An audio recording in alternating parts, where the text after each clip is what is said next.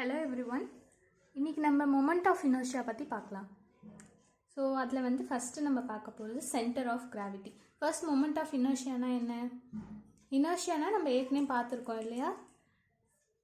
அதாவது ஒரு பொருள் வந்து எந்த ஸ்டேட்டில் இருக்கோ, நம்ம ஃபோர்ஸ் எக்ஸ்டர்னல் ஃபோர்ஸ் கொடுக்காத வரை அது அதே ஸ்டேட்டில் தான் இருக்கும். ஃபார் எக்ஸாம்பிள் ரெஸ்ட்டில் இருக்குன்னா அது ரெஸ்ட்லேயே இருக்கும், இல்லை மோஷனில் இருந்தால் அது மோஷன்லேயே இருக்கும். அது inertia.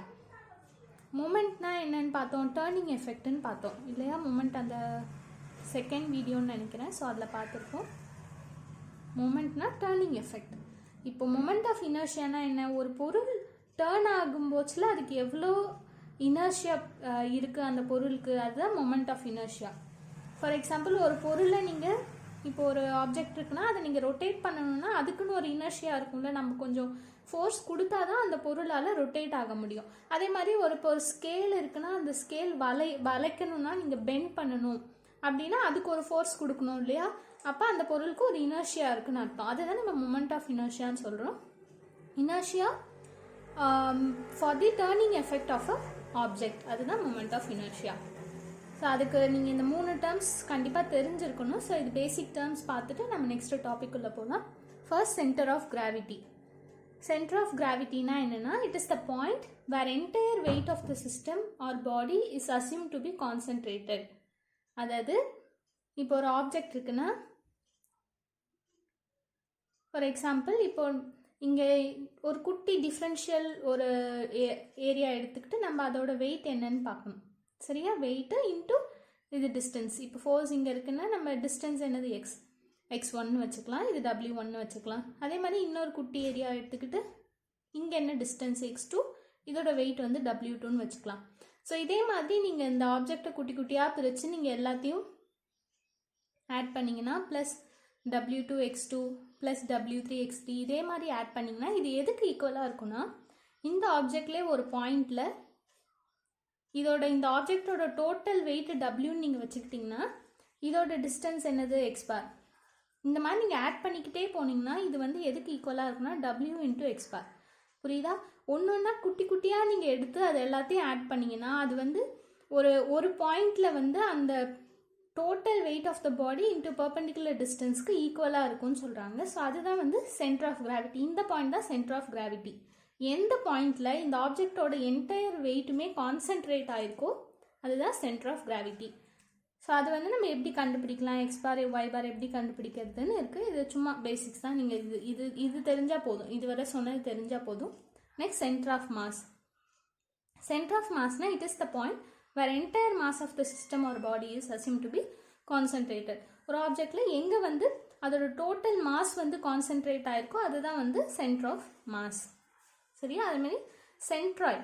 சென்ட்ராய்ட்னா these are the geometrical centres. இது வந்து ஒரு ஆப்ஜெக்டோட வெயிட்டோ மாஸோ டிபெண்ட் பண்ணி இல்லை, இது வந்து ஜியாமெட்ரிக்கல் சென்டர் டிபெண்ட் பண்ணி இருக்கு. ஃபார் எக்ஸாம்பிள் இந்த ஆப்ஜெக்ட் வந்து ஒரு 1D அப்படின்னா, இப்போ ஒரு லென்த் இருக்குன்னா இது வந்து 1D இல்லையா, ஒரே டைமென்ஷன் தான் இருக்கும். இதோட சென்டர் அது வந்து சென்ட்ராய்ட் ஆஃப் லென்த். சரியா? இப்போ 2D ஆப்ஜெக்ட் இருக்குன்னா இந்த ஏரியாவோட சென்டர். இப்போ ஒரு ஸ்கொயர் இருக்குன்னா நீ ஈஸியாக சொல்லலாம் ஸ்கொயரோட சென்டர் எது இது. சரியா? இந்த 2 டயகனல் மீட் ஆகிற இது வந்து ஸ்கொயரோட சென்டர். இதே ஒரு சர்க்கிள் இருக்குன்னா சர்க்கிளுக்கும் ஒரு சென்டர் இருக்கும். சரியா? இது வந்து இதெல்லாம் சென்ட்ராய்ட் ஆஃப் ஏரியா. இப்போ ஒரு ஆப்ஜெக்ட் வந்து அதுக்கு நம்மளுக்கு டெஃபினட் ஷேப் இல்லைனாலும் அதுக்குன்னு அந்த ஏரியாவுக்குன்னு ஒரு சென்டர் இருக்கும் இல்லையா, அது வந்து சென்ட்ராய்ட் ஆஃப் ஏரியா. வால்யூம்ன்றது ஒரு 3D ஆப்ஜெக்ட். இப்போ நீங்கள் ஒரு ஸ்பியர் எடுத்துக்கிட்டிங்கன்னா, ஸோ இப்போ பால்னு எடுத்துக்கலாம், இதுக்கு நடுவில் ஒரு பாயிண்ட் இருக்கு இல்லையா, அது வந்து சென்ட்ராய்ட் ஆஃப் வால்யூம். இது வந்து ஜியாமெட்ரிக்கல் சென்டர்ஸ். புரியுதா? Centre of gravity, centre of mass, centroid, இது மூணுமே வேறு வேறு. ஸோ சென்ட்ராய்டில் வந்து centroid of volume, centroid of area, centroid of லென்த்னு 3 இருக்குது. 3Dக்கு வந்து வால்யூம், 2Dக்கு வந்து ஏரியா, 1Dக்கு வந்து லென்த். சரியா? இப்போ நெக்ஸ்ட் போகலாம். ஸோ மொமெண்ட் ஆஃப் இனர்ஷியா வந்து 2 டைப்ஸ். ஒன்று வந்து மாஸ் மொமெண்ட் ஆஃப் இனர்ஷியா, இன்னொன்று area moment of inertia. So நான் 2 சொன்னேன்ல, ஒன்று வந்து இந்த ஆப்ஜெக்ட் ரொட்டேட் ஆகிறதுக்கு எவ்வளோ இனர்ஷியா இருக்குன்னு கண்டுபிடிக்கணும். இன்னொன்று இப்போ ஒரு ஆப்ஜெக்ட் இருக்குன்னா அது பெண்ட் ஆகிறதுக்கு எவ்வளோ இனர்ஷியா இருக்கும் அப்படின்னு நம்ம கண்டுபிடிப்போம் இல்லையா? ஸோ அதை வச்சு நம்ம 2ஆக பிரிக்கிறோம், மாஸ் மொமெண்ட் ஆஃப் இனர்ஷியா, இன்னொன்று area moment of inertia. Mass moment of inertia வச்சு இது வந்து நம்ம என்ன இண்டிகேட் பண்ணுதுன்னு பார்த்தீங்கன்னா, indicates resistance towards rotational motion. So ஒரு ஆப்ஜெக்ட் ரொட்டேட் ஆகிறதுக்கு அதுக்கு எவ்வளோ இனர்ஷியா ப்ரொடியூஸ் ஆகுது அப்படின்றத நம்ம இந்த மாஸ் மொமெண்ட் ஆஃப் இனர்ஷியா எவ்வளோன்னு தெரிஞ்சால் நம்மளுக்கு இது தெரிஞ்சிடும். ஏரியா மொமெண்ட் ஆஃப் இனர்ஷியா வந்து ரெசிஸ்டன்ஸ் டுவர்ட்ஸ் பெண்டிங். இப்போ ஒரு பொருள் பெண்ட் ஆகிறதுக்கு அதுக்கு எவ்வளோ ரெசிஸ்டன்ஸ் இருக்கோ அது வந்து area moment of inertia indicate பண்ணும். சரியா? இப்போ மாஸ் மொமெண்ட் ஆஃப் இனர்ஷியா பார்க்கலாம். இப்போ ஒரு பொருள் இருக்குன்னா அதோட ஒரு குட்டி டிஃப்ரென்ஷியல் மாஸ் மாதிரி எடுத்துக்கோங்க. ஸோ இப்போ இதுதான் டோட்டல் ஒரு ஆப்ஜெக்ட்னா அதோட குட்டி டிஃப்ரென்ஷியல் மாஸ் எடுத்துக்கிட்டு அது வந்து இதுலேருந்து எவ்வளோ டிஸ்டன்ஸ் இருக்குன்னு பார்த்தீங்கன்னா, மொமெண்ட்னா நம்ம எப்படி கண்டுபிடிக்கணும்னு பார்த்தோம். மொமெண்ட்னா அதில் எவ்வளோ ஃபோர்ஸ் ஆக்ட் ஆகுது இன்டூ அதுலேருந்து எவ்வளோ டிஸ்டன்ஸ், அந்த ஃபோர்ஸ்லேருந்து எவ்வளோ டிஸ்டன்ஸ் இருக்குன்னு பார்த்தோம் இல்லையா? செகண்ட் வீடியோவில் நம்ம பார்த்துருப்போம். மொமெண்ட் அந்த வீடியோவில் பார்த்துருப்போம். Moment of mass. Moment of மாஸ்னா என்னென்னா மொமெண்ட் ஆஃப் மாஸ், அதாவது மாஸ் இன்டூ டிஸ்டன்ஸ். இங்கே வந்து ஃபோர்ஸ்ன்றது வந்து நம்மளுக்கு அதில் இருக்கிற மாஸ். ஓகேவா? ஸோ மாஸ் இன்டூ அது எவ்வளோ டிஸ்டன்ஸில் இருக்குன்றது தான் moment of mass. Moment of மாஸ்னா என்னது? இந்த மொமெண்ட் இன்டூ அதோட டிஸ்டன்ஸ். சரியா? இப்போ இது வந்து moment of mass. Moment of மாஸுக்கு மொமெண்ட் எடுத்தால் என்ன ஆகும்? dm into x into x, அதாவது dm எக்ஸ் ஸ்கொயர். இப்போ இதுலேருந்து நீங்கள் மொமெண்ட் ஆஃப் இனர்ஷியா கண்டுபிடிக்கணும்னா இதை இன்டகிரேட் பண்ணால் போதும். சரியா? இது நம்மளுக்கு தேவையில்லை. இப்போ ஒரு பொருள் அதோட டோட்டல் மாஸ் அவங்க கொடுத்துட்டாங்கன்னா நீங்கள் டைரெக்டாக இப்போ இதை நீங்கள் இன்டகிரேட் பண்ணால் என்ன ஆகும்? ஒரு பொருளோட இது வந்து அதோட மாஸ் இல்லையா? இப்போ மாஸ் நம்மளுக்கு கொடுத்துருந்தாங்கன்னா டைரெக்டாக அதோட மாஸ் இன்டூ அதோட டிஸ்டன்ஸை ஸ்கொயர் பண்ணிங்கன்னா உங்களுக்கு மாஸ் மொமெண்ட் ஆஃப் இனர்ஷியா கிடைச்சிடும். மாஸ் மொமெண்ட் ஆஃப் இனர்ஷியாவை வேறு பேரும் சொல்லுவாங்க. அதாவது மொமெண்ட் ஆஃப் மாஸ் அல்லது செகண்ட் மொமெண்ட் ஆஃப் மாஸ், அதாவது மொமெண்ட் ஆஃப் இனர்ஷியா அப்படின்னு சொல்லுவாங்க. ஸோ உங்களுக்கு மாஸ் மொமெண்ட் ஆஃப் இனர்ஷியா ஒரு பொருள் கொடுத்துட்டு அதோட மாஸ் கொடுத்துட்டு கேட்டாங்கன்னா மாஸ் இன்டூ அது எவ்வளோ டிஸ்டன்ஸில் இருக்குன்னு கண்டுபிடிக்கணும். ஸோ இந்த டிஸ்டன்ஸ் வந்து எந்த டிஸ்டன்ஸ்னா சென்டர் ஆஃப் மாஸ். இந்த ஆப்ஜெக்டோட சென்டர் ஆஃப் மாஸ் இருக்கு இல்லையா, அதுக்கும் இந்த ஃபோர்ஸ்க்கும் இருக்கிற டிஸ்டன்ஸ் எவ்வளோன்னு பார்த்தீங்கன்னா அதுதான் நம்ம இங்கே மல்டிப்ளை பண்ணணும். Next area moment of inertia போகலாம். இதுக்கும் நிறைய பேர் இருக்குது. என்னென்னா மொமெண்ட் ஆஃப் ஏரியா அல்லது செகண்ட் மொமெண்ட் ஆஃப் ஏரியா அல்லது மொமெண்ட் ஆஃப் இனர்ஷியா இப்படின்னு நிறைய பேர் இருக்குது. ஸோ இதுவும் அதே தான். இங்கே பார்த்தோம் இல்லையா, அதே மாதிரி ஏரியா வச்சு நம்ம குட்டி டிஃப்ரென்ஷியல் ஏரியா எடுத்துக்கிட்டு அதையும் டிஸ்டன்ஸையும் ஃபஸ்ட்டு மல்டிப்ளை பண்ணுங்கள். நெக்ஸ்ட் அதுக்கு மொமெண்ட் எடுத்திங்கன்னா இன்டூ எக்ஸ்ன்னு வரும். ஸோ இந்த ஃபார்முலா வரும் உங்களுக்கு. இப்போ இதே ஒரு ஆப்ஜெக்ட்டுக்கு ஏரியா அவங்க ஏன் கொடுத்துட்டாங்கன்னா அதுக்கு வந்து மொமெண்ட் ஆஃப் இனர்ஷியா எப்படி கண்டுபிடிப்பீங்க? Area into x square. இங்கே வந்து மாஸால் மல்டிப்ளை பண்ணிங்களே, ஸோ இங்கே வந்து ஏரியா இன்டூ அந்த டிஸ்டன்ஸை ஸ்கொயர் பண்ணிக்கணும். இங்கே ஏரியாவுக்கு வந்து சென்டர் ஆஃப் ஏரியா. சரியா? இங்கே சென்டர் ஆஃப் மாஸ், இங்கே வந்து சென்டர் ஆஃப் ஏரியா, அதாவது சென்ட்ராய்டு ஆஃப் ஏரியா. முன்னாடியே பார்த்தோம் இல்லையா, centre of mass, centroid of ஏரியாலாம் அதுதான் இங்கே யூஸ் பண்ணியிருக்கோம். Next kinetic energy of rotation. Kinetic energy of rotation உங்களுக்கு கேட்டாங்கன்னா ½ I இன்டூ ஒமேகா ஸ்கொயர். ஐனா என்னது? Moment of inertia. ஒமேகான்றது ஆங்குலர் வெலாசிட்டி. ஸோ இது ரெண்டையும் சப்ஸ்டியூட் பண்ணி நீங்கள் வந்து கைனட்டிக் எனர்ஜி ஆஃப் ரொட்டேஷன் கண்டுபிடிக்கலாம். இது கேட்டாங்கன்னா இந்த ஃபார்முலா யூஸ் பண்ணி கண்டுபிடிக்கலாம். ப்ராப்ளம்ஸ் எதுவும் கேட்டாங்கன்னா இது யூஸ் பண்ணுங்கள். ஸோ இதில் வந்து காமன் ஏரியாஸ்க்கு ஏரியா மொமெண்ட் ஆஃப் இனர்ஷியா கேட்டாங்கன்னா இந்த ஃபார்முலாஸ்லாம் யூஸ் பண்ணி நீங்கள் கண்டுபிடிக்கலாம். ஸோ பிடிஎஃப் வந்து டெலகிராம் லிங்க்கில் ப்ரொவைட் பண்ணியிருக்கோம். டெலகிராம் லிங்க் வந்து டிஸ்கிரிப்ஷனில் இருக்குது. இல்லைனாலும் நீங்கள் டெலகிராமில் போய் சேனல் சர்ச் பண்ணி பாருங்கள். எலக்ட்ரிக்கல் விஸ்டம்னு சேனல் பேர். ஸோ அதில் இந்த பிடிஎஃப் இருக்கும். இந்த ஃபார்முலாஸ்லாம் ஞாபகம் வச்சுக்கோங்க. ஸோ இது எப்படி கண்டுபிடிக்கிறது ஒரு பேசிக் ஐடியா மட்டும் நான் கொடுக்குறேன். நீங்கள் வேணும்னா மற்ற இதுக்கெலாம் நீங்கள் ட்ரை பண்ணி பாருங்கள். ரெக்டாங்குலர் ஏரியா, இந்த ரெக்டாங்கிளுக்கு இது எப்படி கண்டுபிடிச்சிருக்காங்கன்றதை மட்டும் நம்ம இங்கே பார்க்கலாம். இப்போ என்னென்னா ஃபர்ஸ்ட்டு ஒரு ரெக்டாங்கிள் எடுத்துக்கோங்க. இந்த ரெக்டாங்கிளோட இது வந்து வித் வந்து b, ஹைட் வந்து h. ஓகேவா? இப்போது நம்ம first area moment of inertia கண்டுபிடிக்கணும். அதுக்கு எப்படி கண்டுபிடிப்பீங்க? ஏரியா இன்டூ அதோட டிஸ்டன்ஸ் வந்து ஸ்கொயர் பண்ணணும் இல்லையா? இப்போ இங்கே வந்து நம்ம ஒரு டிஃப்ரென்ஷியல் ஏரியா எடுத்துக்கலாம், குட்டி ஏரியா. இப்போ ஒரு ஸ்ட்ரிப் மாதிரி எடுத்துக்கிட்டு இதோட ஏரியா வந்து என்னன்னு பாருங்கள், dA. சரியா? dAன்றது இப்போ இதோட டிஃப்ரென்ஷியல் லென்த் வந்து dy, அதோட பேஸ் வந்து b. So b into dy இதுதான் இதோட இந்த குட்டி ஸ்ட்ரிப்போட ஏரியா. இப்போ நம்ம ஒரு குட்டியாக ஒரு எலிமெண்ட் எடுத்துக்கிட்டு டிஃப்ரென்ஷியேஷன் ஒரு குட்டி ஏரியா எடுத்துக்கிட்டு அதை வந்து இன்டகிரேட் பண்ண போகிறோம். சரியா? இப்போ ஸ்ட்ரிப் எடுத்துக்கிட்டு அதோட area b into dy into அதோட டிஸ்டன்ஸ் வந்து y ஸ்கொயர். சரியா? இது y டைரக்ஷனில் இருக்குல்ல, ஸோ அதனால ஒய் ஸ்கொயர் எடுத்துக்கலாம். இப்போ டிஐஎக்ஸ் எப்படி கண்டுபிடிப்பீங்க? B into y square into d y. சரியா? இப்போ நம்ம மொமெண்ட் ஆஃப் இனர்ஷியா எப்படி கண்டுபிடிப்போன்னா இது வந்து இன்டெகிரேட் பண்ணணும். ஸோ இது வந்து குட்டி ஹைட் இல்லையா, இது வந்து குட்டி டிஒய் ஹைட்டுக்கு நம்ம எடுத்திருக்கோம். இப்போ இதுவே வந்து நீங்கள் ஹோல் ஹைட்டுக்கு எடுக்கணும்னா இது வந்து 0, டோட்டல் ஹைட்டு ஹெச், இது வந்து 0. அப்போ இது வந்து -h/2, இது +h/2. அப்போ இங்கேருந்து இங்கே வரை நம்ம இன்டெகிரேட் பண்ணணும். -h/2லேருந்து +h/2 வரை இது இன்டெகிரேட் பண்ணி நீங்கள் ஆன்சர் போட்டிங்கன்னா bh3/12ன்னு வரும். ஸோ அதுதான் இங்கே கொடுத்துருக்காங்க IXX with respect to X. இந்த ஆக்சஸ்க்கு நம்ம எடுத்திருக்கோம், அதனால தான் இங்கே ஒய் ஸ்கொயரால் மல்டிப்ளை பண்ணியிருக்கோம். புரியுதா? ஸோ இதே மாதிரி நீங்கள் சிமிலராக IY கண்டுபிடிச்சிங்கன்னா உங்களுக்கு h இன்ட்டு BQ/12ன்னு வரும். அப்போ வந்து ஸ்ட்ரிப் வந்து இந்த டைரக்ஷனில் எடுத்து நீங்கள் அதே மாதிரி எக்ஸ் ஸ்கொயரால் மல்டிப்ளை பண்ணி நீங்கள் ஆன்சர் கண்டுபிடிச்சா இந்த ஆன்சர் வரும். இதே மாதிரி ஒவ்வொரு ஷேப்க்கும் அவங்க கண்டுபிடிச்சிருக்காங்க area moment of inertia. So இதெல்லாம் பேசிக்ஸ் ஞாபகம் வச்சுக்கோங்க. இல்லை இம்பார்ட்டண்ட்னா ரெக்டாங்கிள், ட்ரையாங்கிள், சர்க்கிள், இது 3 இம்பார்ட்டன்ட். இதை கண்டிப்பாக ஞாபகம் வச்சுக்கோங்க. மற்றது எல்லாமே ஒரு டைம் பார்த்துக்கலாம். அப்புறம் ஸ்கொயர். சரியா? இல்லை 2 தியரம் இருக்குது. ஒன்று parallel axis தியரம், இன்னொன்று perpendicular axis theorem. First parallel axis தியரம்னா என்னன்னு பார்க்கலாம். If moment of inertia is known about any centroidal axis, then about any other parallel axis it will be given as இந்த மாதிரி கொடுத்துருக்காங்க. இப்போ என்னென்னா ஒரு ஆப்ஜெக்டோட சென்ட்ராய்டல் ஆக்சிஸ். சரியா? சென்ட்ராய்டல் ஆக்சிஸில் உங்களுக்கு எவ்வளோ மொமெண்ட் ஆஃப் இனர்ஷியா இருக்குன்னு தெரியும்.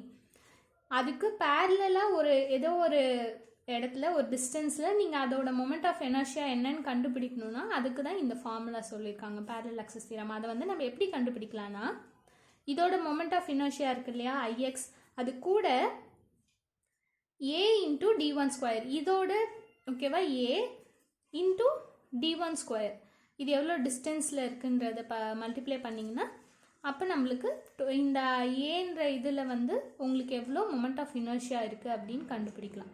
இதுதான் வந்து parallel axis தியரம். ஒரு சென்ட்ராய்டல் ஆக்சிஸில் ஒரு டைரக்ஷனில் உங்களுக்கு MOI தெரிஞ்சிச்சுன்னா சென்ட்ராய்டல் ஆக்சிஸில் நீங்கள் அதுக்கு பேரலாக இருக்கிற எந்த இடத்துல வேணால் நீங்கள் எவ்வளோ மொமெண்ட் ஆஃப் இனர்ஷியா இருக்குன்னு உங்களால் கண்டுபிடிக்க முடியும். அதுதான் parallel axis theorem. It is applicable only when at least one axis is centroidal.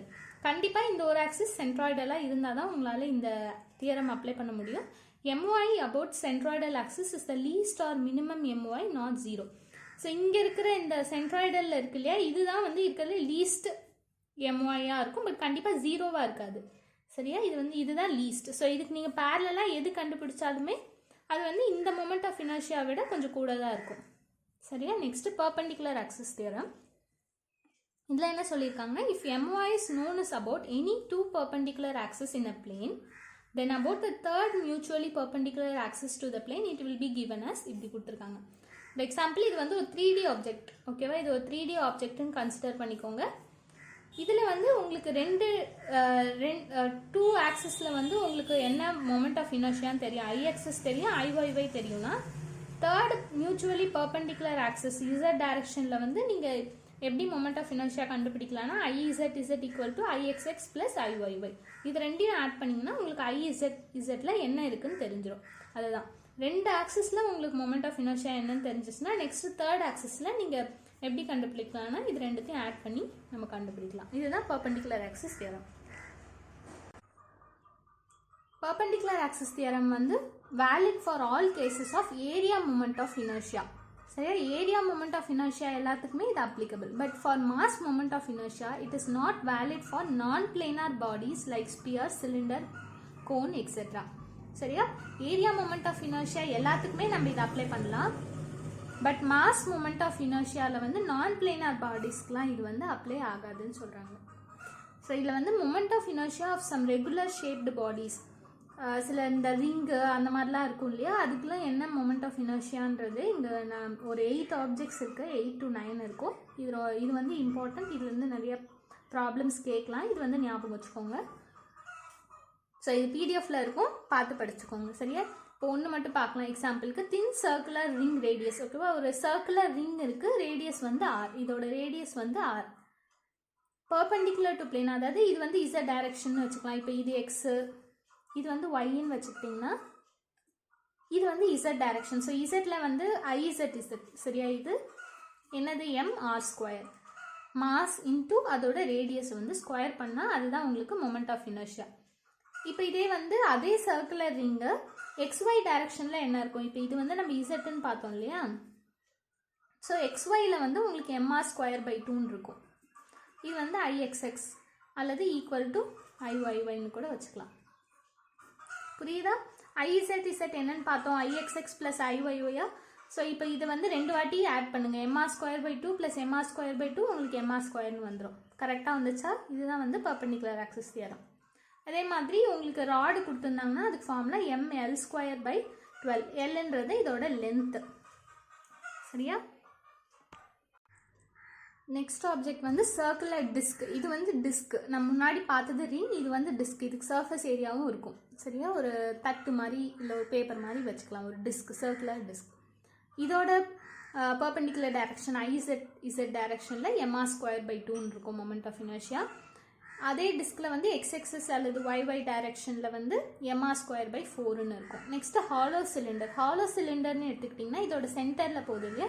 இதுக்கு வந்து mr ஸ்கொயர். ஓகேவா? ஆக்சிஸ் வந்து சென்டர். இந்த சிலிண்டரோட சென்டர், இந்த சிலிண்டரோட ஆக்சிஸே இருக்கும். So mr square. இதே வந்து சாலிட் சிலிண்டர். இது வந்து ஹாலோ சிலிண்டர். உள்ளே வந்து எதுவுமே இருக்காது. ஒரு கப்பு மாதிரி வச்சுக்கலாம். உள்ளே வந்து எதுவுமே இருக்காது. ஒரு பைப்புன்னு வச்சுக்கோங்களேன். பைப் வந்து ஹாலோவாக இருக்கும். உள்ளே வந்து எதுவுமே இருக்காது இல்லையா? அதுதான் வந்து ஹாலோ சிலிண்டர். சாலிட் சிலிண்டர்னா உள்ளே வந்து ஃபில் ஆகிருக்கும். இது வந்து ஒரு உள்ளே எல்லாமே கடிமனாக இருக்கும், ஒரு செங்கல் மாதிரி. சரியா? அந்த மாதிரி உள்ளே வந்து ஃபில்லாக இருக்கிறது வந்து சாலிட் சிலிண்டர். அதோட ஆக்சிஸ் ஆஃப் சிலிண்டர் இதுன்னு வச்சுக்கிட்டிங்கன்னா மொமெண்ட் ஆஃப் இனர்ஷியா வந்து mr square by 2. Solid sphere. இது வந்து ஸ்பியர். ஒரு ஸ்பியரோட டயாமீட்டர். சரியா? இப்போது இது வந்து டயாமீட்டர்னா இந்த டயாமீட்டர் ஆக்சிஸில் ஒரு ஆக்சிஸ் போகுதுன்னா அதுக்கு அப்போ வந்து மொமெண்ட் ஆஃப் இனர்ஷியா என்ன இருக்குன்னு கண்டுபிடிக்கலாம். Rectangular plate. ஒரு ரெக்டாங்குலர் பிளேட் இருந்துச்சுன்னா அது வந்து பர்பெண்டிகுலர் டைரக்ஷனில் இந்த மொமெண்ட் ஆஃப் இனர்ஷியா இருக்கும். ஸோ இதோட ஆக்சிஸில் IXX IYY வந்து இந்த வேல்யூஸ் இருக்கும். சரியா? நெக்ஸ்ட் ரேடியஸ் ஆஃப் கைரேஷன் பார்க்கலாம்.